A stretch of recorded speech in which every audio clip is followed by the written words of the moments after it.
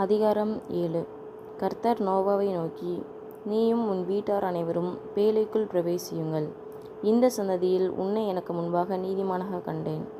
பூமியின் மீதெங்கும் வித்தை உயிரோடே காக்கும் பொருட்டு நீ சுத்தமான சகல மிருகங்களிலும் ஆணும் பெண்ணுமாக எவ்வேலு ஜோடும், சுத்தமல்லாத மிருகங்களில் ஆணும் பெண்ணுமாக ஒவ்வொரு ஜோடும், ஆகாயத்து பறவைகளிலும் சேவலும் பேடுமாக எவ்வேலு ஜோடும் உன்னிடத்தில் சேர்த்துக்கொள். இன்னும் 7 நாள் சென்ற பின்பு 40 நாள் இரவும் பகலும் பூமியின் மேல் மழையை வருஷிக்க பண்ணி, நான் உண்டாக்கின ஜீவ ஜந்துக்கள் அனைத்தையும் பூமியின் மேல் இராதபடிக்கு நிக்கிரகம் பண்ணுவேன் என்றார்.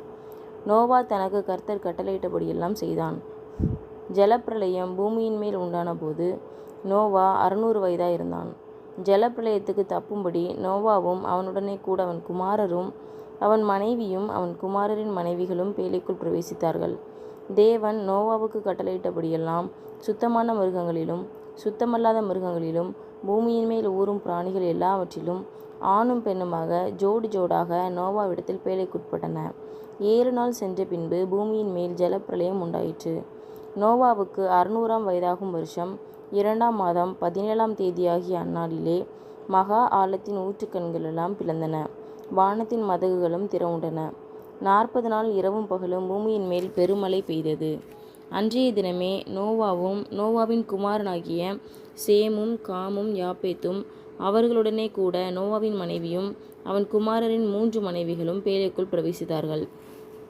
அவர்களோடு ஜாதி ஜாதியான சகலவித காட்டு மிருகங்களும் ஜாதி ஜாதியான சகலவித நாட்டு மிருகங்களும் பூமியின் மேல் ஊறுகிற ஜாதி ஜாதியான சகலவித ஊரும் பிராணிகளும் ஜாதி ஜாதியான சகலவித பறவைகளும் பலவிதமான சிறகுள்ள சகலவித பட்சிகளும் பிரவேசித்தன.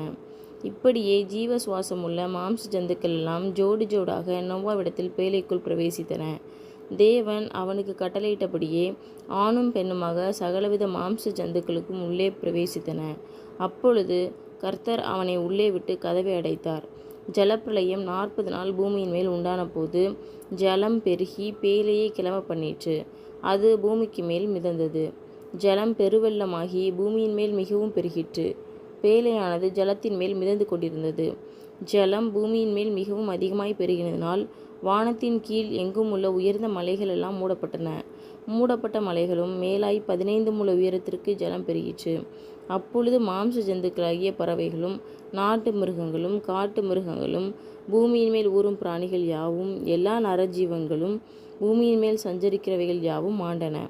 வெட்டாந்தரையில் உண்டான எல்லாவற்றிலும் நாசியிலே ஜீவ சுவாசம் உள்ளவைகள் எல்லாம் ஆண்டு போயின. மனுஷர் முதல் மிருகங்கள், ஊரும் பிராணிகள், ஆகாயத்து பறவைகள் பிரேந்தமும் பூமியின் மேல் இருந்த உயிருள்ள வஸ்துக்கள் யாவும் அழிந்து அவைகள் பூமியில் இராதபடிக்கு நிக்கிரகமாயின. நோவாவும் அவனுடைய பேழையில் இருந்த உயிர்களும் மாத்திரம் காக்கப்பட்டன. ஜலம் பூமியின் மேல் 150 நாள் மிகவும் பிரவாகித்து கொண்டிருந்தது.